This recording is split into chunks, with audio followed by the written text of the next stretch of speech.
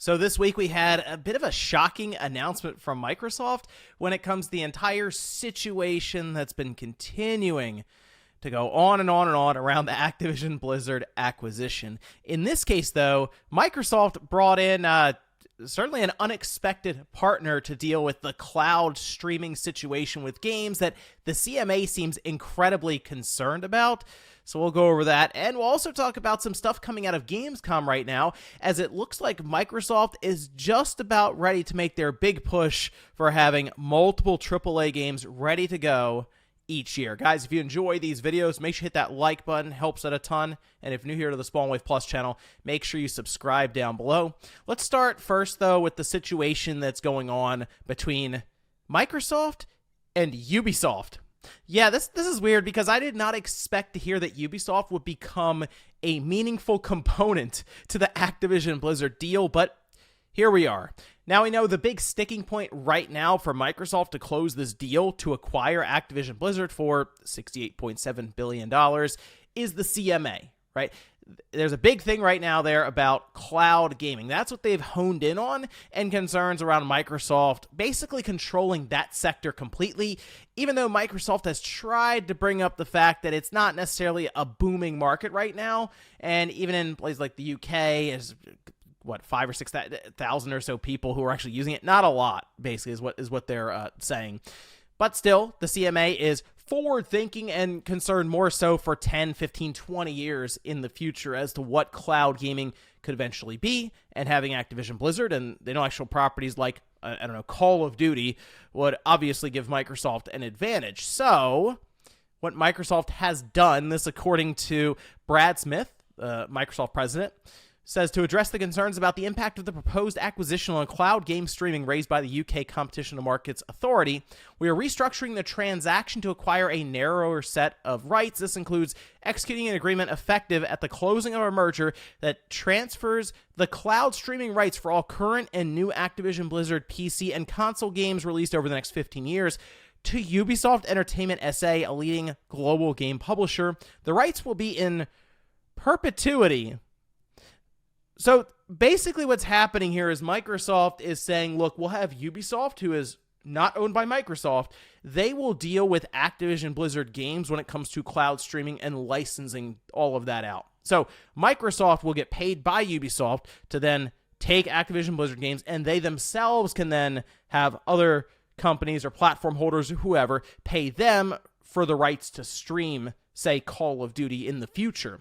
They say over the next 15 years. So eventually this deal would expire, or we'll say come up to be renegotiated even.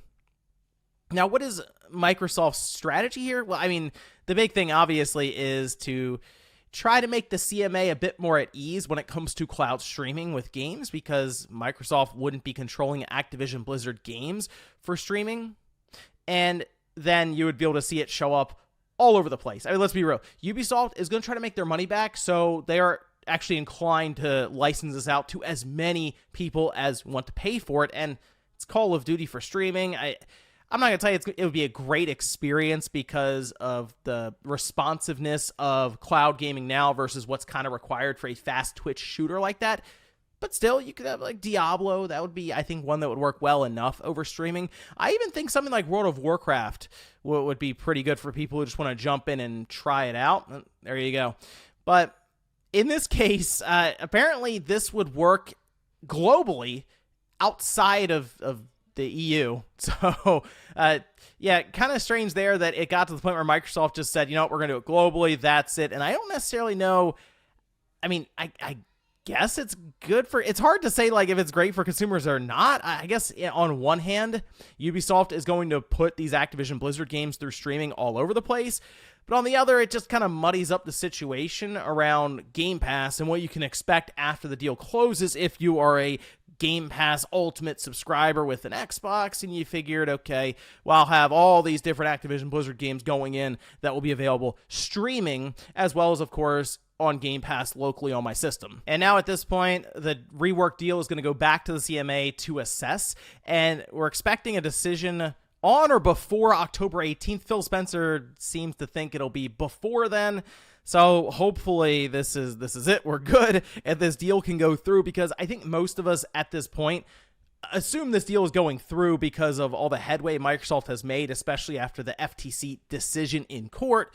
So we're all just kind of hanging out, waiting for the fine details to get figured out with some of these stipulations around cloud streaming and Ubisoft randomly showing up. Now, some people have wondered why exactly Microsoft is going to these lengths.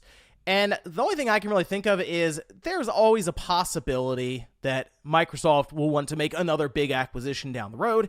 And in their mind, if they play ball and don't just close over the CMA, shove them like completely to the side and walk right past them, the CMA will be more willing to work with them in the future if, as people are kind of like thinking, might buy Ubisoft, for example, as a strategy. Oh, it's 15 years. Well, who knows? In 15 years, they may have already purchased Ubisoft, and it won't matter then anyway. I can't necessarily push back on that because Microsoft clearly has been very aggressive with some of their acquisitions of just outright publishers, and Ubisoft has shown interest to be acquired at times. So it's who knows on that front. But at least for now, yes, it looks like Ubisoft will be managing cloud streaming for these different Activision Blizzard games. How odd is that? I guess it does help to bolster their Ubisoft Plus service. So maybe they worked it out with Sony where they get like the full-fledged version of that on PlayStation, and then all of a sudden you can stream Call of Duty and other Activision Blizzard games on PlayStation, but not necessarily get them locally. That'd be an odd future. Now, the other thing I wanted to touch on very briefly has to do with some quotes coming out of Gamescom right now. Of course, a lot of executives within Xbox are making the rounds, whether it's from marketing, in this case, the chief marketing officer, Jarrett West, who talked about Bethesda, really Starfield, how obviously it's going to be a big-time release coming up here in actually about a week for early access, so exciting stuff there. But then maybe the string of releases that would follow Starfield, for example, with Forza. That's coming up a month later. But this was in response to GamesIndustry.biz, who was discussing the future for Xbox, even beyond Starfield, where they say this is, in my mind, the doorway, almost like a starting gun, to what I think is going to be a multi-year relay race of first-party titles.